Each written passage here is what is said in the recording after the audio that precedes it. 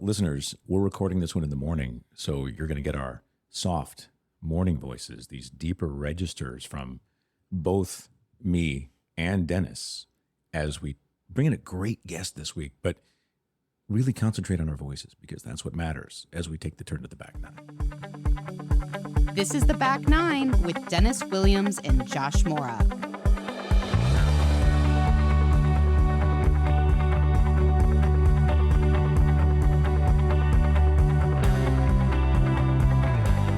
Dennis, good morning. I almost fell asleep during that open. Your voice was so sultry and deep. Thank you. We're trying to resonate. I'm Josh Mora.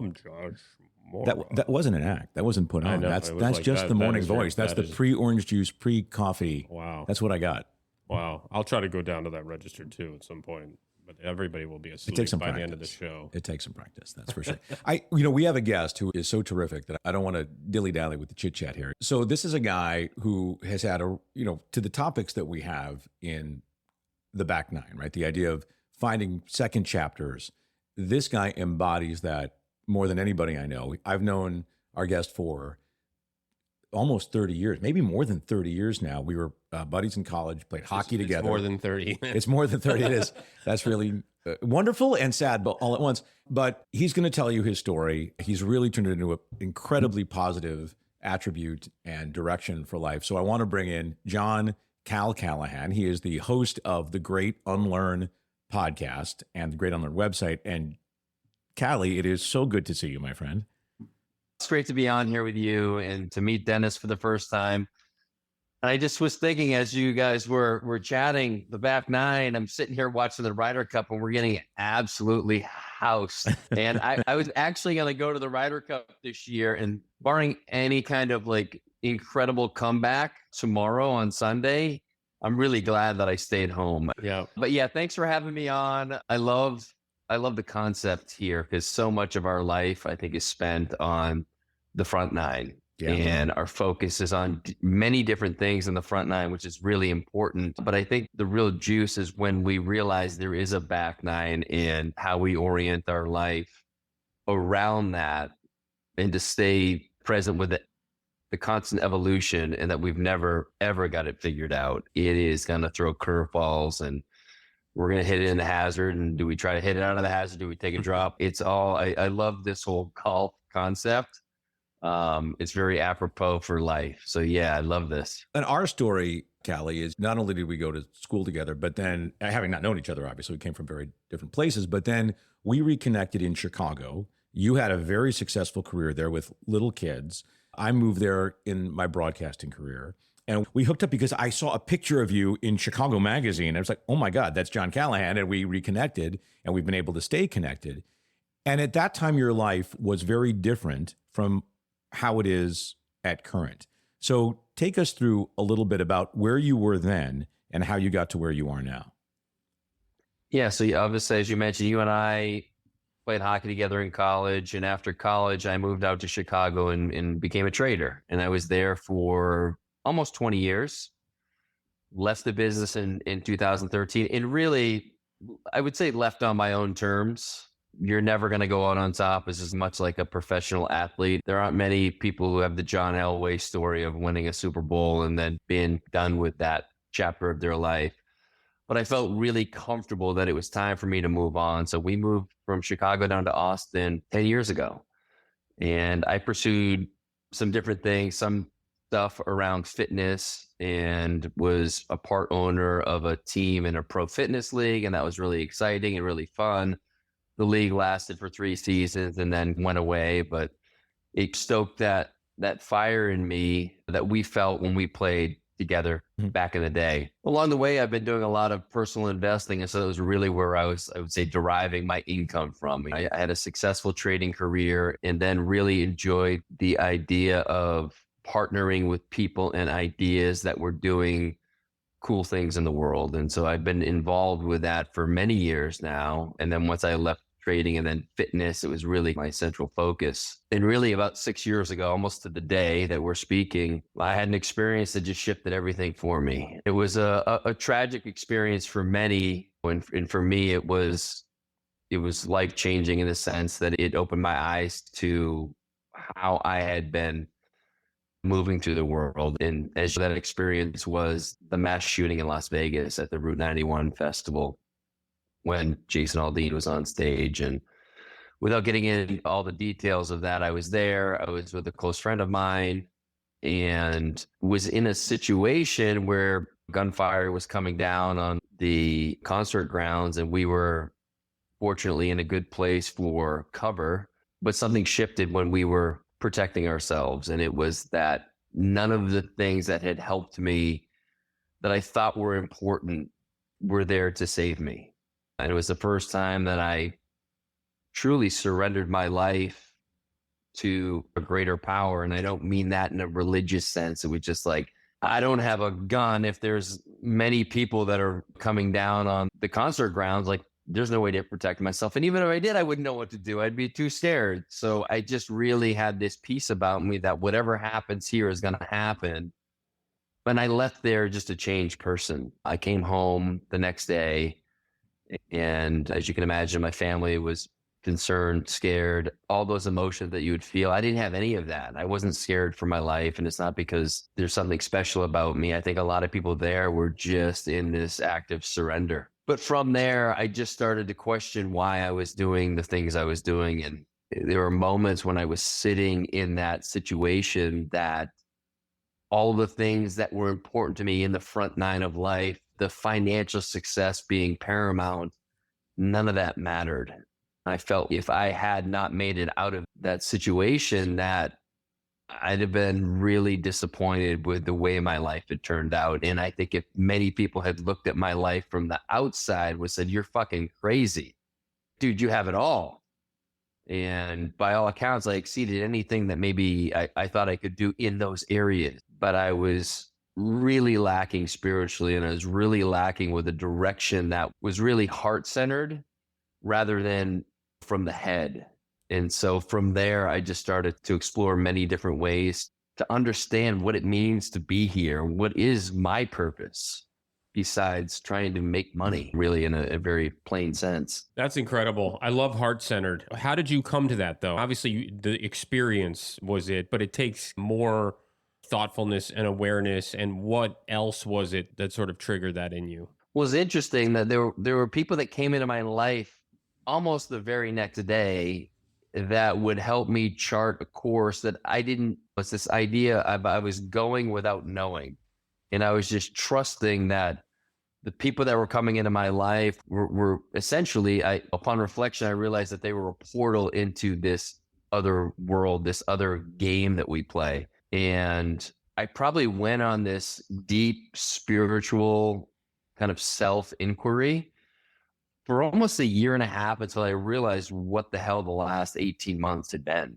And speaking, my wife's not here, but I could probably speak on her behalf. She's, what's going on with you? It's great that you're getting into all these things that are important and you're exploring these ideas, but you're doing it very much on your own. And I don't know, are you leaving me? What's going on? You're changing. And I couldn't articulate what I was doing. I was just so damn curious. There was this whole new world that opened up to me. And I just started to explore, what does consciousness mean? And what does plant medicine mean? And how did you do that in a way that opens up that consciousness and expands the way you view the world and your own existence? It was a really deep stuff that I had probably had fear around exploring because I just didn't know where to begin. And it wasn't until I had this moment, this crisis, that it was like I didn't know what else to do because everything else seems on some level pretty meaningless. Did you have to shrink your friend group? Do you know what I mean by that? Were you connected to other people that you couldn't be connected to anymore? I think about that on the back nine too. And we haven't really talked about this, Josh, on any of our shows, but your friend group on the back nine seems to me to get a little bit smaller because when you start to get into what's important to you and who's important to you and who has that spiritual connection and those kinds of things, did you start to see that in your life? Yes, such a great question. I think it's an evolution. And I would say the people I was closest to prior to that, I felt some distance from, for very much the same reason of my wife. They're like, what's going on with you, dude? who are these people that you're hanging out with and what's going on down in Austin? And I couldn't explain it. And so there was a bit of distance between us. And then as I delved into this other world down here in Austin, it's busting at the seams with people who are curious about this. And in a lot of ways, it expanded tremendously. And I would say over the past couple of years, it's gotten much smaller. I would say those guys that I was really close with prior to, I've gotten even closer with. They've always been there. It was that I needed to go on my journey and then let them inquire about my experience and allow them to have their own experience and really just understand that we have to do those things for ourselves. And whoever's there with us, awesome. To your point, Dennis, not everyone's going to be along for the ride. Don't really try to tug them along. I've tried that. It doesn't work. I tried it years ago with CrossFit. I was one of those evangelists. Again, great intentions, but an asshole about it. I would just say I've learned over the past handful of years is that my time is way more valuable than I thought it was.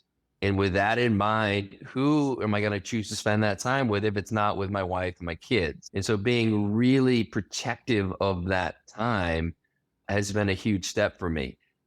It wasn't easy, though, because I didn't always value my time. I didn't feel like I necessarily deserved it for whatever reason. That was, whether I didn't feel like I deserved the financial success I had. And so I was trying to give that away in some ways, and times are very much the same thing. And it wasn't until I really had true self-worth and self-love that I felt much better about being more discerning about who I was spending that time with. Let's take a quick break. The Back Nine podcast is brought to you in part by Three Bridges Consulting. And look, I'm sitting across from one of the founders. At their core, Three Bridges are storytellers. They bring your brand to life with high-quality video and rich still photography, and they can help elevate your brand by finding the right distribution channels for the content they produce. So visit threebridgesconsulting.co. That's the number 3, bridgesconsulting.co for more. Now back to the show. John, I'm such a fan of what you've done and the podcast and the whole Great Unlearn. I'm going to call it a brand, but it's not really a brand in the traditional way that we think about it. It is an experience, and it helped get me through the pandemic in many ways a couple of years ago. How did you land on that? How did you take the lessons that you've just talked about, self-worth and valuing your time, to turn it into something positive, to reach out to others? How did you share that part of yourself and create that community? Yeah, great question. I'll say this. I've always been one of these guys that when I try something, I want other people to try it. Some new bit of technology, a new golf ball, whatever it is. I just want to tell people this thing's awesome. Like, you should try it. And a lot of those same principles came through when I started to go through this kind of change in my life. And I was meeting so many fascinating people that were becoming friends. And I was sharing these experiences, these conversations with people that were on the outside. Again, the friend group that I had prior. And I just thought there was a better way than me sharing these conversations in these one-off ways. And the podcast just seemed to be a really natural evolution of that. So I started the podcast. I found out a couple things. Number one, while in the beginning it was to share these for other people, these conversations, it really became my classroom to really get in there, be curious, ask those questions. As you guys know now, being on that side of the mic, you get to really dive deep and just be curious. It made me a better listener. And in that, I started to connect to people in a different way. And so I thought that was really important for me, just in this journey, to really pay attention. On the one hand, to have my own experience and allow that to be my experience. It's not going to be your experience, but to share those things in a way to inspire others to maybe look at things a little bit differently. And so the podcast has been a great platform for me to explore a lot of these things, to share them. And the other thing, like, I felt this sense that in some ways people held me in a very high regard, maybe on a pedestal, and it's that just didn't feel complete. it felt like the sides of me, the shadow sides of me that I'm familiar with, weren't being recognized. And I felt like a little bit of a fraud because like, oh, you have this great life and this great marriage and your kids are awesome and all these things. And I do, and things aren't so great. And so the podcast was a way for me to really level that and to say, look, I'm a regular guy, just like everybody else. Maybe I've checked a few more boxes than others, but stuff gets sideways for me too. And I think in me sharing that in a very kind of open and honest way, it allows others to say, oh, maybe my life isn't so much that maybe this is just the way it is for everybody. And I think we have this idea of people that are public figures, athletes, whoever, that they just have an easy life because they have success, the traditional form of success. Before we go, I have one last question maybe you could help with our listeners, and that is, what would be your advice if somebody's stuck? Like, all this sounds great, but I'm really stuck, and I don't know how to be heart-centered, and I don't know how to get out of my head, and some of the things you were talking about. What would you say to somebody who's stuck? Oh, that's a tremendous question.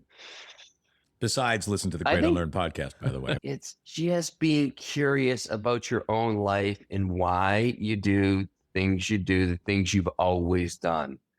And you start to look at the influences you had in your life, most likely mom, dad, teachers, coaches, people in the community, the media. All these things have an influence on us. And is this really our path, or am I doing this because I think I should be doing it? Or is it something that just feels so right in my soul? And it's just that this idea, like mentioned earlier, this leading with the heart or the gut, or just that internal mechanism that for me is just the truth. And the mind will try to overrule it, and it will rationalize, and it will convince you that has no place in your life. But really learning to tune into that, and it could be through having a meditation practice. There's plenty of great guides out there, whether it's a Ram Dass or a Krishnamurti. It's endless, the different spiritual gurus that have their own way of exploring this. And I think it's just to slow down, make time for yourself, get curious, and try to do it without judgment, because in all cases, we're doing the best we can with what we have. And for a lot of us, we go many years on this mindless attack forward towards this goal. And as I mentioned earlier, I think it's a front nine goal, and it's great. And it can afford us these certain luxuries as we, take the turn and hit the back nine. But I think the back nine is really about this idea of resume virtues and eulogy virtues. And I didn't come up with this, but I read it. I believe it was Adyashanti was the first time I had seen this, but he had talked about these things. And the resume goals are the front nine. What do I do to make money? And how do I show up? And how hard do I work? And it's what you want to put on your resume when you're trying to get hired for a job. But the eulogy virtues are the ones that when I pass, do I want people to talk about that stuff, or do I want them to talk about this other idea of who I am and who I am to my wife and my kids and my friends and my community, and what that means? And I think once we orient towards that, we still have the resume piece. The idea is to blend the two, I think. And I think it's tricky, because it's really easy to drop into the resume lane. Yeah. It's measurable. And I think the eulogy piece is not. And I think that's where a lot of us, myself in particular, get a little bit tripped up. Just tell me what I got to do and I'll do it. I'll check that box. It's not that simple. It's ongoing. It's fluid. It's challenging. And you're always questioning, am I where I need to be? John, there's so much wisdom, and what you've said is so profound in there. I mean, such admiration of the transformation that you've made. I liked you a lot before. We were good friends, but this is a deeper, better, more wonderful Cal Callahan, and I'm just thrilled for you. And you've been so generous with your thoughts and your wisdom today and your time, and just thrilled that you joined us on the Back Nine. Thanks so much. It's really an honor. You and I have had a close relationship for over 30 years, and it was great that we got to reconnect in Chicago and go to some Blackhawks games. And here we are doing it again. So thanks so much, guys, for having me on. And I wish you the best of luck in this. Yeah, well, love to Peyton and the kids, and we'll tee it up sometime soon, whether it's in Austin or in Florida or somewhere in between, my friend. I love it. Take care, guys. Thanks, brother. Thanks so much. I'll tell you what. I got goosebumpy there. We talk about this show being a chance for other people to learn. I just learned a lot, Right. like a lot. That was really impactful for me. The resume virtues and the eulogy virtues is all I need to take away from this show, is to be thinking about that. If you literally impart that in your life on the back nine, and him even using the vernacular of our show, right? The front nine is your resume virtues and the back nine is your eulogy virtues. Check, please. Yeah. Like, that's what the show is about, right? Like, it really is about that. Yeah, so I have a couple of takeaways. One is, if you haven't checked out his podcast, it's really good. It's different from ours. There's some overlap, but it's different. Just the kind of some of the people he's talking to, and he does a lot of retreats and those kinds of things. But you can see that the same themes that we identify with about taking the turn.